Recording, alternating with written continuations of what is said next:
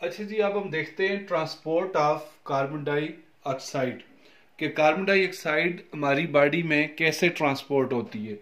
और ये तो आप सब जानते हैं कि कार्बन डाइऑक्साइड हमारे टिश्यू में जो सेलुलर रेस्पिरेशन होती है उसके दौरान बनती है, मेटाबॉलिज्म के दौरान CO2 बनती है। इसको टिश्यू से ब्लड वापस लाता है लंग्स में, और लंग्स में एलुलस के अंदर रिलीज किया जाता है, और वहां से जब हम एयर को एक्सहेल करते हैं तो कार्बन डाइऑक्साइड एटमॉस्फेयर में चली जाती है। अब कार्बन डाइऑक्साइड, एक बात याद रखें कि ये ऑक्सीजन की निस्बत ज्यादा सॉल्युबल है इन वाटर।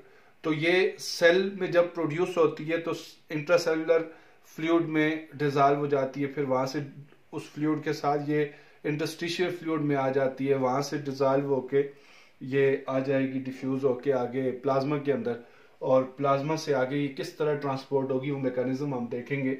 सबसे पहले याद रखें कि कार्बन डाइऑक्साइड डिफरेंट फॉर्म में हमारे टिश्यू से लंग्स की तरफ आ रही होती है।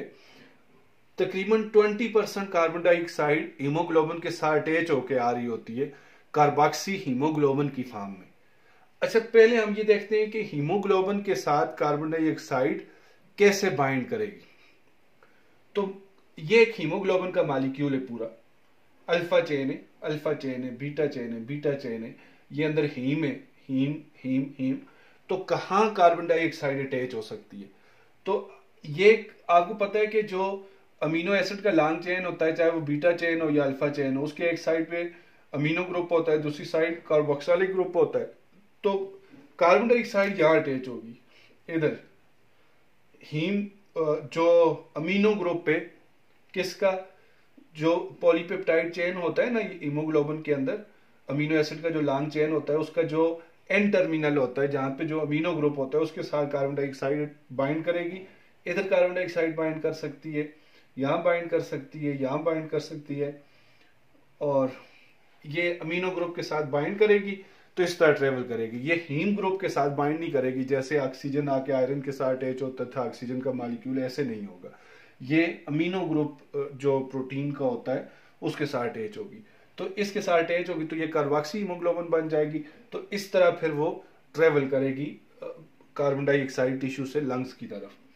अब जो दूसरी चीज है, कहता है कि जो 20% तो कार्बन डाइऑक्साइड इस तरह हीमोग्लोबिन के साथ ट्रेवल करेगी, 5% कार्बन डाइऑक्साइड और प्रोटीन्स जो प्लाज्मा प्रोटीन है उनके साथ अटैच होकर भी ट्रेवल कर सकती है। यहां पे एक पॉइंट क्लियर कर लें, haemoglobin is not a plasma protein. ये रेड ब्लड सेल के अंदर होती है, ये सेलुलर प्रोटीन है। तो ब्लड के अंदर बहुत सारी और प्रोटीन होती है, जैसे एल्बुमिन होती है, इस तरह की और बहुत सारी प्रोटीन जो प्लाज्मा में पाई जाती है, उनको प्लाज्मा प्रोटीन्स कहते हैं। तो प्लाज्मा प्रोटीन हो या कोई भी प्रोटीन हो, उसका अमीनो ग्रुप तो लाजमी होता है। मतलब हर प्रोटीन का एक एन टर्मिनल होता है जहां अमीनो ग्रुप फ्री होता है, और एक सी टर्मिनल होता है जहां कार्बोक्सिलिक ग्रुप फ्री होता है। तो उनके एन टर्मिनल के साथ कार्बन डाइऑक्साइड अटैच होके तो टिश्यू से लंग्स की तरफ आना शुरू कर देगी। अच्छा, फिर कहते हैं कि 70% कार्बन डाइऑक्साइड बाइकार्बोनेट आयन की फॉर्म में ब्लड के प्लाज्मा के अंदर ट्रेवल करती है। बाइकार्बोनेट आयन बन जाएंगे और वो सोडियम के साथ मिलकर सोडियम बाइकार्बोनेट की फॉर्म में ब्लड प्लाज्मा के अंदर ट्रेवल करती है। अच्छा, इसी तरह बहुत स्मॉल क्वांटिटी कुछ वाइट ब्लड सेल, ये जो कर्पसल्स हैं, उनके साथ अटैच होके भी आती है। अच्छा, यहां पे जरा मैकेनिज्म समझना है आपने कि किस तरह सेल से कार्बन डाइऑक्साइड टिश्यू के अंदर और टिश्यू से फिर रेड ब्लड सेल या ब्लड के प्लाज्मा तक किस तरह आएगी। उसके लिए एक बात पहले याद रखिएगा कि जब हमारा ऑक्सीजनेटेड ब्लड जो हार्ट ब्लड को पंप करता है, सिस्टमिक सर्कुलेशन में भेजता है, हमारी आर्टरीज के अंदर जो ब्लड जा रहा होता है टिश्यू की तरफ, उसके अंदर कितनी कार्बन डाइऑक्साइड ऑलरेडी होती है। तो अगर आप 100 ml ब्लड लेना, आर्टीरियल ब्लड, उसके अंदर कितना होगा जी, 50 मिलीलीटर कार्बन डाइऑक्साइड होगी। Each 100 ml of arterial blood contains 50 ml of carbon dioxide already. जो ब्लड जा रहा है ऑक्सीजन लेके, उसके अंदर इतनी सारी कार्बन डाइऑक्साइड मौजूद है। अच्छा, फिर टिश्यू के पास से जब गुजरता है, कैपिलरीज गुजर रही होती हैं, उस वक्त क्या होता है, तो ये जो सेल होता है ना, उसने कार्बन डाइऑक्साइड प्रोड्यूस की, वहां से वो कार्बन डाइऑक्साइड इंटरस्टिशियल फ्लूइड में डिजॉल्व होगी, इंटरस्टिशियल फ्लूइड से वो ब्लड के प्लाज्मा में आ गई, ये ब्लड के प्लाज्मा में CO2 है। ठीक हो गया जी। अब क्या होगा कि कुछ प्लाज्मा से ब्लड का जो यहाँ पे प्लाज्मा था उससे कुछ carbon dioxide red blood cell के अंदर चली गई। अच्छा, जो carbon dioxide red blood cell के अंदर चली गई ब्लड के प्लाज्मा से, उसने क्या किया, वो कार्बन डाइऑक्साइड हीमोग्लोबिन के साथ मिली। हीमोग्लोबिन के साथ जब वो मिली तो क्या हुआ, कार्बोक्सी हीमोग्लोबिन बन गई। ठीक है। और कुछ कार्बन डाइऑक्साइड जो रेड ब्लड सेल के अंदर है वो वाटर के साथ मिलेगी और एक एंजाइम है कार्बोनिक एनहाइड्रेस, वो ये रिएक्शन कराएगा, बन जाएगा कार्बोनिक एसिड H2CO3। और कार्बोनिक एसिड फिर स्प्लिट होगा, किस में कन्वर्ट होगा जी, ये बाइकार्बोनेट आयन बन गए प्लस H+ आयन बन गए। ये जो H+ आयन यहां बनते हैं ना, ये बड़े इंपॉर्टेंट है। ये फौरन हीमोग्लोबिन के साथ बाइंड करते हैं, तो जो ही हीमोग्लोबिन की प्रोटीन पार्ट के साथ H+ आयन बाइंड करते हैं ना, तो हीमोग्लोबिन ऑक्सीजन को रिलीज करना शुरू कर देती है। और अब क्या होगा, इसके बाद ये होगा कि ये जो बाइकार्बोनेट आयन है ये प्लाज्मा में रिलीज करेगा रेड ब्लड सेल। ये क्योंकि ये carbonic anhydrase red blood cell के अंदर था, ये प्रोसेस अंदर हुआ। अब HCO3- जो है बाइकार्बोनेट आयन प्लाज्मा के अंदर रिलीज हो गई। यहाँ पे प्लाज्मा के अंदर जो कार्बन डाइऑक्साइड रह गई वो डिफरेंट प्रोटीन के साथ और कार्पसल के साथ मिल गई, वो जो 5% आपने पढ़ा था। ये बाइकार्बोनेट आयन की फॉर्म में कार्बन डाइऑक्साइड है और रेड ब्लड सेल के अंदर कार्बोक्सी हीमोग्लोबिन की फॉर्म में कार्बन डाइऑक्साइड है।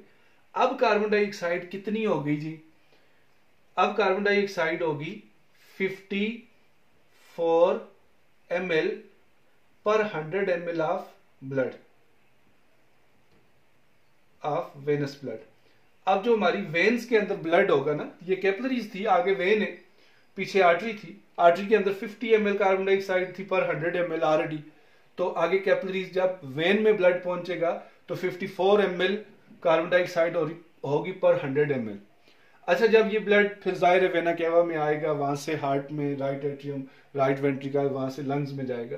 तो लंग्स के पास जब ब्लड जाएगा ना, वहां क्या होगा, वहां पे एक कंडीशन ऐसी है कि जो एलुलस है उसके अंदर कार्बन डाइऑक्साइड बहुत कम है और ब्लड के अंदर कार्बन डाइऑक्साइड ज्यादा है। ब्लड के अंदर पार्शियल प्रेशर कार्बन डाइऑक्साइड का ज्यादा है, लंग्स के अंदर कम है। एक चीज ये।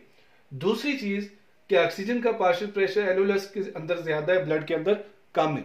ऑक्सीजन हीमोग्लोबिन के साथ बाइंड करने की कोशिश करेगी पार्शियल प्रेशर ज्यादा होने की वजह से, और जो ही बाइंड करने की कोशिश करेगी तो H+ आयन जो हीमोग्लोबिन के साथ अटैच हुए थे यहाँ पे वो निकल जाएंगे। तो H+ आयन जो ही निकलेंगे, हीमोग्लोबिन के साथ ऑक्सीजन बाइंड करेगी, तो वो जो H+ आयन है वो मिलेंगे किसके साथ, बाइकार्बोनेट के साथ, तो बन जाएगा कार्बोनिक एसिड। तो कार्बोनिक एसिड फिर क्या होगा, कार्बोनिक एसिड ब्रेक होगा आगे, वाटर और कार्बन डाइऑक्साइड बनेगी। तो ये कार्बन डाइऑक्साइड जो ही बनती जाएगी यहाँ पे कैपिलरीज के अंदर, वो फौरन किसके अंदर जाना शुरू कर देगी, एलुलस के अंदर, क्योंकि एलुलस के अंदर कार्बन डाइऑक्साइड क्या क्या है जी, पार्शियल प्रेशर कम है और ब्लड के अंदर ज्यादा हो रहा है, तो कार्बन डाइऑक्साइड यहां से इधर चली जाएगी एलुलस के अंदर। वहां से जब हम एक्सहेल करेंगे तो कार्बन डाइऑक्साइड बाहर चली जाएगी। अब जब लंग से ब्लड वापस आ रहा है तो उसके अंदर अब कितनी कार्बन डाइऑक्साइड रहेगी, ये दोबारा रहेगी ये 50 ml ऑफ कार्बन डाइऑक्साइड पर 100 ml। इसका मतलब है हर 100 ml जो यहां से गुजरता है लंग्स से, तो वो कितनी कार्बन डाइऑक्साइड निकाल देता है, 4 ml of carbon dioxide. Her 100 ml blood जब लंग्स से गुजरेगा तो वो 4 ml कार्बन डाइऑक्साइड को बाहर रिलीज कर देगा। तो अब आपको समझ आ गई कि किस तरह मतलब जो रिएक्शन यहाँ पे हुए थे वो सारे लंग्स के पास जाके रिवर्स हो गए, ये रिवर्सिबल रिएक्शन है। तो इस तरह कार्बन डाइऑक्साइड डिफरेंट फॉर्म्स में क्या होती है, ट्रांसपोर्ट हो रही होती है फ्रॉम टिश्यू टू लंग्स।